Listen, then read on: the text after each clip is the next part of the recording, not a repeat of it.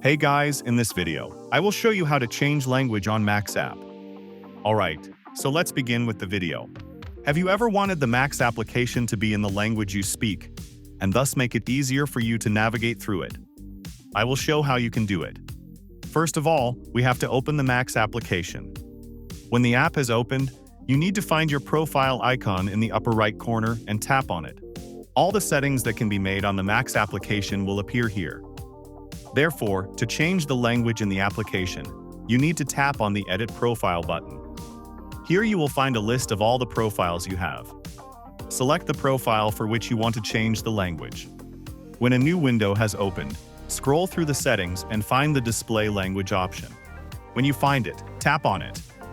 A list created based on your address will open. There is always English in between. All you have to do is tap on the language you want, and that's it. So that's basically how you can change language on Max app. So that's all for this video. Consider subscribing if you find it helpful, and I'll catch you in the next one. Thanks.